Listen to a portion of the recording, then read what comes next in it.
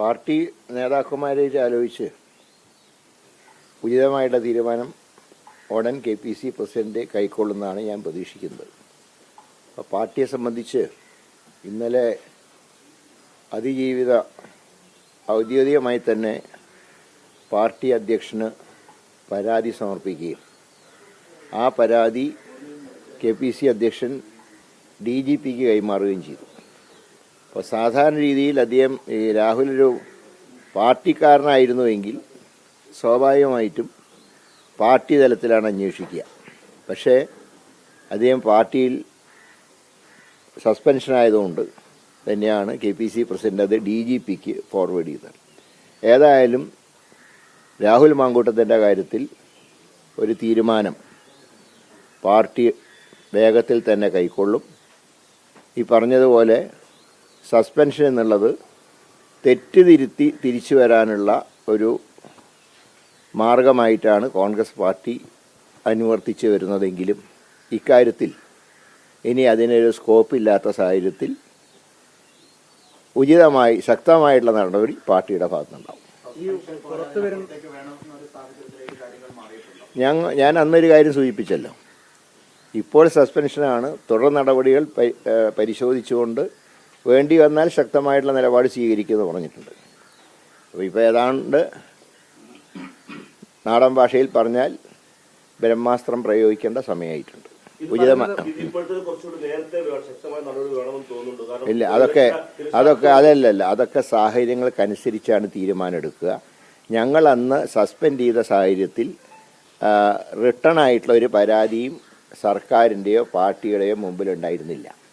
ഇന്നിപ്പോൾ റിട്ടേൺ ആയിട്ടുള്ള പരാതി സർക്കാരിൻ്റെ മുമ്പിലും ഉണ്ട്, പാർട്ടിക്കും റിട്ടേൺ ആയിട്ടുള്ള പരാതി കിട്ടിയിട്ടുണ്ട്. ഈ പുറത്തു വന്ന ഓരോ പരാതികളും തെളിയുന്നത് രാഹുൽ മാങ്കൂട്ടത്തിൽ ഒരു രാഷ്ട്രീയ മാലിന്യമായിരുന്നു എന്ന് തന്നെയാണ് തെളിയുന്നത്. അപ്പോൾ അങ്ങനെ ഒരാൾ MLA സ്ഥാനത്ത് പോലും തുടരുന്നത് ശരിയാണോ? അത് അദ്ദേഹം തീരുമാനിക്കേണ്ട കാര്യമാണ്. ഞങ്ങളെ സംബന്ധിച്ച് ഈ പൊക്കിൾ കോഴി ബന്ധം വിച്ഛേദിച്ചു കഴിഞ്ഞാൽ പിന്നെ ഞങ്ങൾക്കതിൽ ഒരു ഉത്തരവാദിത്വമില്ല.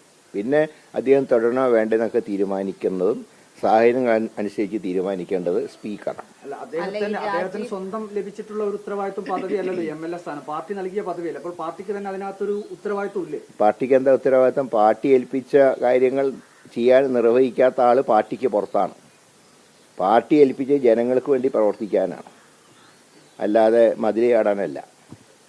പാർട്ടി ഓരോ സ്ഥാനാർത്ഥികളെ തീരുമാനിക്കുന്നതും ജനങ്ങൾക്ക് വേണ്ടി പ്രവർത്തിക്കാനാണ്. അത് ചെയ്യാതെ ഞാൻ ഒരു കാര്യം പറയാം, ഒരു ജനങ്ങൾക്ക് വേണ്ടി പ്രവർത്തിക്കുന്ന ഒരു വ്യക്തി അല്ലെങ്കിൽ ഒരു പാർലമെൻ്ററി രംഗത്ത് പ്രവർത്തിക്കുന്ന ജനപ്രതിനിധി, ഇവർക്കൊന്നും ഇമ്മാതിരി പ്രവൃത്തി ചെയ്യാൻ കഴിയില്ല.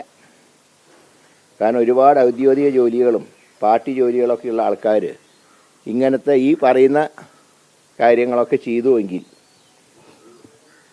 ഈ പൊതുരംഗത്ത് മാത്രമല്ല ഒരു രംഗത്ത് നിൽക്കാൻ യോഗ്യനല്ല. രാഹുലിനെ തിരിച്ചറിയാൻ പാർട്ടി വൈകിപ്പോയി. ഇപ്പം ആർക്ക് എങ്ങനെയാണ് തിരിച്ചറിയാൻ പറ്റുക? നമുക്ക് എല്ലാവരെയും മനസ്സ് ക്യാമറ വെച്ച് പരിശോധിക്കാൻ പറ്റുമോ?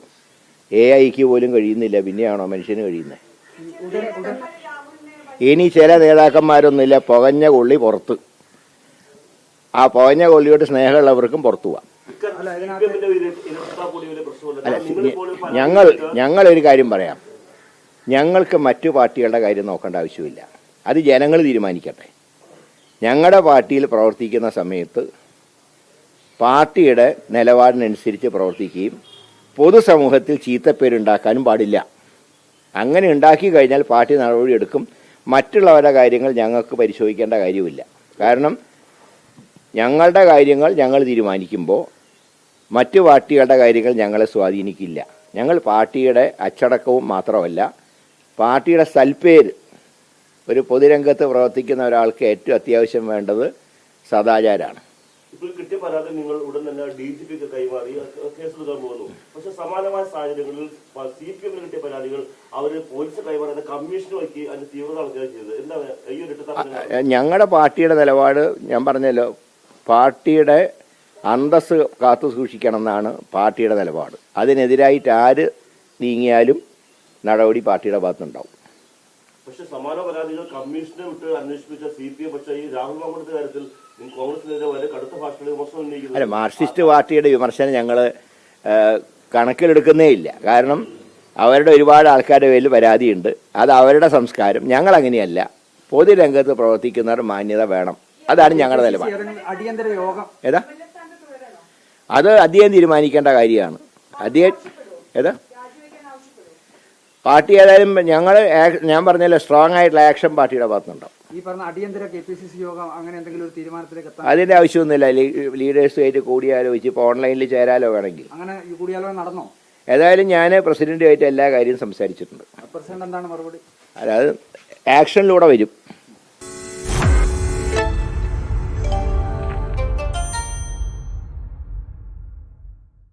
ലോകത്തെവിടെയായാലും ഏത് സമയത്തും 24 വാർത്തകളും ഓഗ്മെന്റഡ് റിയാലിറ്റി പാക്കേജുകളും എക്സ്പ്ലെയിനറുകളും വിശദമായി കാണാൻ ഞങ്ങളുടെ യൂട്യൂബ് ചാനൽ നിങ്ങൾക്ക് സബ്സ്ക്രൈബ് ചെയ്യാം.